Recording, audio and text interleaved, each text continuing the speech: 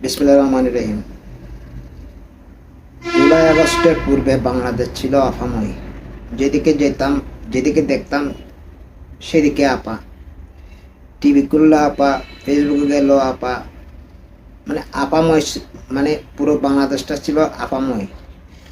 সবাই আপার দৃষ্টি পাওয়ার জন্য, আপার সুনজরে আসার জন্য বিরাট প্রতিযোগিতা চলতো।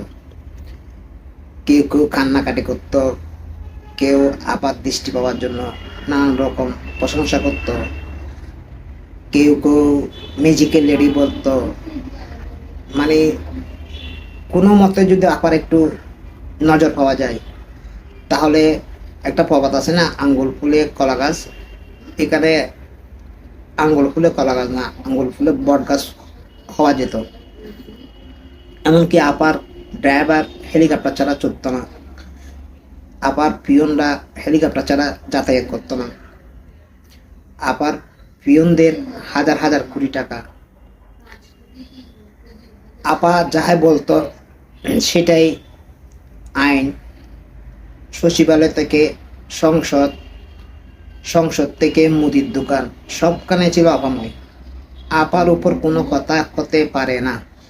আপায় যেটাই বলবে সেটা, আপায় যেটা বলবে সেটা, আপা যেটা বলছে সেটা আইন, আপা যেটা বলবে সেটা কানুন, আপা যেটা বলবে সেটা সংবিধান। মানে আপার যেটা ইচ্ছা সেটাই সেটাই সবাই এক এক বাক্যে মেনে নিত। আপা কখনো কাউকে পদ্মা সেতু থেকে ফেলে দিত, কাউকে আবার দুইটা চুবনে দিয়ে আবার উঠিয়ে দিত। আবার আপা শিক্ষকদের শিক্ষকতা শিখাতেন। তারপর আলেমদের কিভাবে মসজিদের ইমামতি করতে হয় বা আলেম কিভাবে হওয়া যায় সে শিক্ষা দিতেন। ছাত্রদের লেখাপড়া শিখাতেন। বিমানবালাকে কিভাবে বিমান চালাতে হয় সেটা শিখাতেন আপা। তারপর ধর্মগুরুদের ধর্ম কিভাবে প্রচার করতে হয় সেটা শিখাতেন। তারপর গৃহিণীদের রান্নার বিকল্প কিভাবে করতে হয় সেটা শিখাতেন। মানে এমন কোনো কিছু নাই যেটা আপা উপদেশ দিত না, এবং আপার উপদেশে শিরোধার্য, এবং সেই আপার উপদেশটা কিভাবে বাস্তবায়ন করা যায় তার একটা প্রতিযোগিতা চলতো। এইরকম একজন আপা ছিল আমাদের। আপা যেটা বিকল্প দিত, আপা কিভাবে মিতব্যয় হওয়া যায়, কিভাবে পানি খরচ কম করতে হবে, মানে আপা যেটা বলতো সেটা কিভাবে বাস্তবায়ন করা যায় সেটার জন্য প্রতিযোগিতা চলতো। এইরকম একটা দেশ ছিল। গত 15-16 বছর বাংলাদেশটা ছিল পুরোটা আপাময়। আপা ছাড়া আর কিচ্ছু নেই। সেই আপার জুলাই আগস্টে অভ্যুত্থানে পতন হলো। পতন হওয়ার পর এমনকি আমাদের আপা যে অভ্যুত্থান, আপা যে আমাদের এই গণ অভ্যুত্থানে হাজার হাজার ছাত্রজনকে হত্যা করেছে, তার সার্টিফিকেট দিল কে? জাতীয় সংঘ। জাতীয় সংঘ সার্টিফিকেট দেওয়া মানে আপার কেরিয়ারটা শেষ, আপার দলের কেরিয়ার শেষ। আপা যে একজন হত্যাকারী, জাতীয় সংঘের রিপোর্টে স্পষ্ট ভাষায় বলা হয়েছে এই হত্যাকাণ্ডে, হাজার হাজার ছাত্রদের হত্যাকাণ্ডের মূল নির্দেশদাতা শেখ হাসিনা, দ্বিতীয় ব্যক্তি আসাদুজ্জামান কামাল, তৃতীয় ব্যক্তি আবার উপদেষ্টা আপনার ওই যে তারেক সিদ্দিকী। এই তিনজনে বাংলাদেশ থেকে মোটামুটি আপা যাওয়ার আগে জুলাই আগস্টে 1400-এর উপর লোককে হত্যা করেছে এই তিনজনের নির্দেশে। এটা জাতীয় সংঘ থেকে স্বীকৃতিপ্রাপ্ত। এই স্বীকৃতি পাওয়ার পর আমাদের এমনকি মুক্তিযুদ্ধ, আমাদের দেশে আমরা দেশটা স্বাধীন করলাম, আমাদের দেশে যে লাখ লাখ মানুষ মারা গেল, মুক্তিযুদ্ধ হলো, দেশটা স্বাধীন করলো, যুদ্ধ হলো, 9 মাস যুদ্ধ হলো, সে যুদ্ধেরও কোনো আন্তর্জাতিকভাবে কোনো কিছু স্বীকৃতিপ্রাপ্ত হয় নাই আমার জানা মতো। আমি জানি না আন্তর্জাতিকভাবে কেউ তদন্ত করে স্বীকৃতি দিয়েছে, এরকম আমার জানা নেই। কিন্তু জুলাই আগস্টে শেখ হাসিনার বর্বরতার জন্য জাতীয় সংঘ থেকে সার্টিফিকেট দেওয়া হয়েছে। এবং জাতীয় সংঘের সাথে বেরতে পারা কিন্তু চারটিখানি ঘটনা। এটা অনেক বড় একটা ঘটনা। কারণ জাতীয় সংঘ ওই রকম না যেটা বিএনপি তদন্ত করেছে, ওইটা সুশাসনের নাগরিক করেছে, ওইটা জাতীয় পার্টি করেছে তদন্ত, ওইটা ওইটা হাইকোর্টের বিচারপতিরা করেছে, ওই রকম না। জাতীয় সংঘের রিপোর্ট এটা এটা এটা আন্তর্জাতিক আন্তর্জাতিক মানের একটা রিপোর্ট, যে রিপোর্টটা সারা বিশ্বের মধ্যে অনেক দেশেই জাতিসংঘের রিপোর্টগুলোকে অনেক দেশেই উদাহরণ হিসেবে গ্রহণ করে। আইন প্রয়োগ ক্ষেত্রে, আইন বাস্তবায়নের ক্ষেত্রে, কোনো কিছু সিদ্ধান্ত গ্রহণের ক্ষেত্রে জাতিসংঘের রিপোর্টটাকে কাউন্ট করা হয়। এমনকি জাতিসংঘের রিপোর্টে ইসরায়েলের গদি পর্যন্ত নাড়িয়ে দেয় জাতিসংঘের রিপোর্টে। সেই জাতীয় সংঘ রিপোর্ট দিয়েছে আপার নির্দেশেই 1400-এর অধিক লোককে হত্যা করা হয়েছে। তাহলে আপা একজন খুনি, বর্বর, ফেসিস্ট, স্বৈরাচারী, একজন মাফিয়া। সেই আপা এখন দিল্লিতে অবস্থান করতেছে। এখন জাতীয় সংঘ বাংলাদেশ তো আপাকে চেয়েছে, শেখ হাসিনাকে চেয়েছে ফেরত দেওয়ার জন্য, কিন্তু ভারত দেবে বলে মনে হয় না। যদি জাতীয় সংঘের পক্ষ থেকে বলা হয় ফেরত দেওয়ার জন্য, তখন ভারত নিজে পড়বে মাইকা চিপায়। কারণ জাতীয় সংঘ যখন বলবে শেখ হাসিনাকে, মাফিয়া হাসিনাকে, খুনি হাসিনাকে ফেরত দেওয়ার জন্য, তখন ভারত সারা বিশ্ব থেকে বিচ্ছিন্ন হতে থাকবে। সারা বিশ্ববাসী জানবে ভারত কি কাজটা করতেছে, কাকে ভারত প্রশ্রয় দিচ্ছে, কাকে ভারত আশ্রয় দিচ্ছে। সেটা ভবিষ্যৎ ভারতের জন্য হুমকি হয়ে দাঁড়াবে। এমনকি কয়েকদিন আগে ভারতের মিডিয়াতে একটা জরিপ চালানো হয়েছিল, একটা নামকরা পত্রিকা দ্য হিন্দুতে সম্ভবত, না সরি, ইন্ডিয়া টুডে পত্রিকাতে একটা জরিপ চালানো হয়েছে। সেখানেও তাদের জনগণ বলতেছে এই বোঝা, মানে শেখ হাসিনার মতো বোঝাকে সেই দেশে রাখার কোনো যুক্তি হতে পারে না। তারাও চায় না, সে দেশের জনগণও চায় না শেখ হাসিনার মতো বোঝাকে ভারতে রেখে ভারতের ভবিষ্যৎ আন্তর্জাতিক সম্পর্কটা খারাপ করতে। তার মানে বোঝা যাচ্ছে আপার থেকে দৃষ্টি এখন সরিয়ে গেছে। এমনকি আপার শেষ ভরসা ছিল